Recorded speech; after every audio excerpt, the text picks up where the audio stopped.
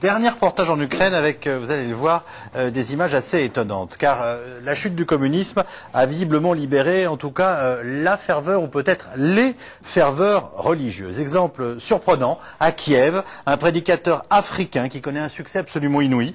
Il remplit le palais des sports de la ville avec l'appui du maire dont il aurait, paraît-il, sauvé le fils de la drogue. Tout ça a l'air assez compliqué, mais vous allez le découvrir dans ce reportage de Fabrice Hauss et Pierre-Yves Deheninck.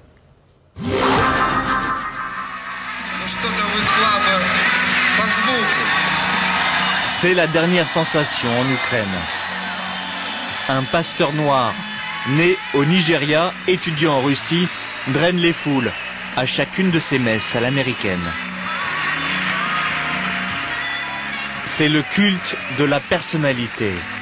Ce jour-là, pas moins de 30 000 fidèles viennent recueillir la bonne parole du pasteur Sunday. Sunday, car il est né un dimanche. C'est en boubou qu'il monte sur scène, avec sa famille et sur fond de saoul américaine. Le pasteur Sunday s'exprime en russe, matinée d'un fort accent africain.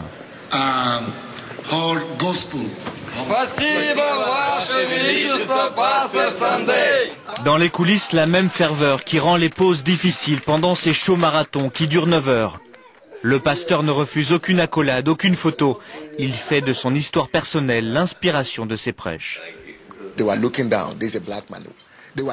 me regardait de haut et il rigolait. Lui, il est noir. Comment un noir m'apprendrait quelque chose, m'apprendrait comment vivre? Et puis une fois, j'étais en train de prier et j'ai eu une vision. Jésus est venu à moi et m'a accompagné pendant 3 jours.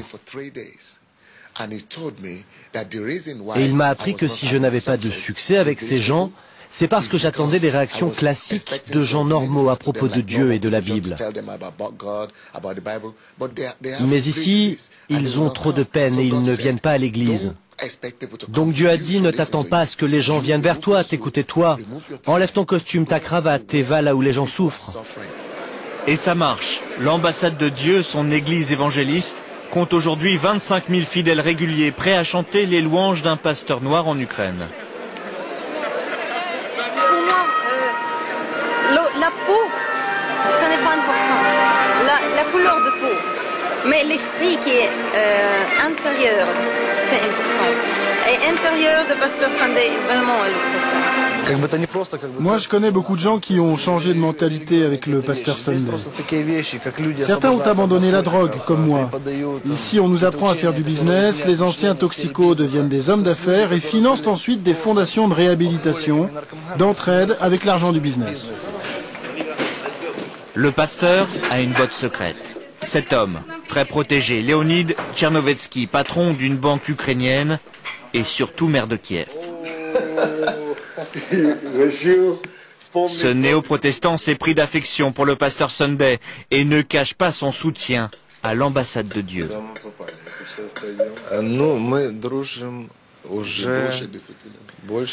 On est amis depuis près de 10 ans. Et on se soutient toujours. Le pasteur prie pour moi, et moi je fais de la politique. C'est le partage des tâches. En fait, il travaille dans le milieu spirituel, et moi dans le matériel. Ces relations en eau trouble n'altèrent pas le prestige du pasteur Sunday. Ce jour-là, une délégation française d'évangélistes se rend à Kiev pour mieux connaître le phénomène. À quand un pasteur Sunday en France?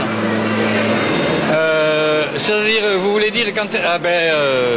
c'est Dieu qui sait, j'allais dire. Hein. J'ai failli dire Inch'Allah, ça ne quand même pas. Hein, voilà. Mais vous le verrez, ça vient petit à petit. Il y a quand même de plus en plus d'églises pentecôtistes qui sont en progression en France. Et vous lui dites bravo aujourd'hui? Moi, je lui dis bravo et je vais même prendre quelques leçons.